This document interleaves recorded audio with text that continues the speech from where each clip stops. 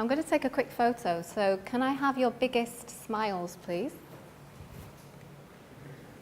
Fantastic. What is a smile? The Oxford Dictionary says that it's an expression of happiness, kindness, appreciation, typically where the corners of your mouth turn upwards and you show your teeth. But it's more than that, isn't it? It's how we connect to other people, and at the end of the day, I feel like we're all here because we want to connect with other people, and it's a way that we communicate.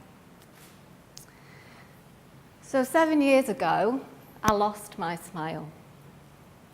It was the week before I was due to have my daughter, who's over there, and I started to feel unwell and have all these weird sensations going on in my face, and just feeling really tired, but I was pregnant, so that's kind of normal. But I ended up in hospital where they told me that I had Bell's palsy.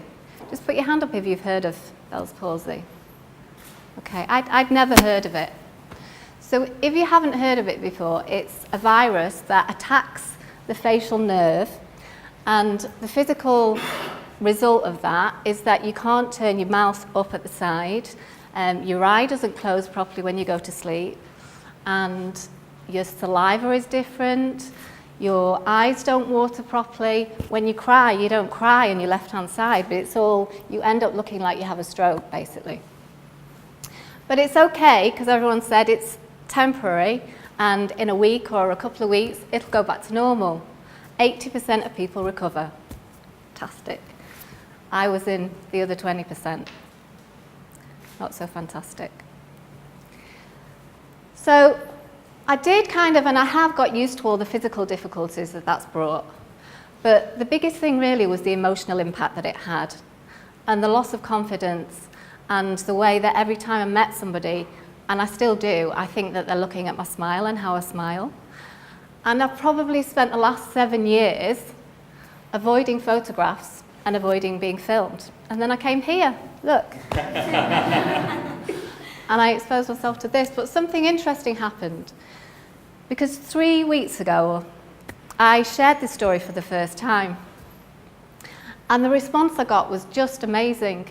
And people just were saying things like, you made me cry, it was really raw, you made me cry, I thought it was amazing, you made me cry. I got fantastic marks. I was told it was one of the best speeches of the night. I made everybody cry. And I went away thinking, what's that about? Why do people like being made to cry? What is that? They all loved it, but I made them all cry. I was like, what is that? So I went away and thought about it. And what I think that is about is people want to connect. And people want to connect with the people around them. And that night, when I shared my story, I was at the most vulnerable and feeling the most raw and vulnerable to share it. And that's what people felt. And I realized that I feel the most connected when I'm at my most vulnerable. And I feel the most connected with other people when they share their vulnerability. And basically that night I shared my shit. Sorry, Dad. I shared my shit. And it went well, and it was fine, and it was great. So if I leave you with 2 things tonight, the first one is to appreciate your smile, that toothy one with the corners turned up at the edges of your mouth.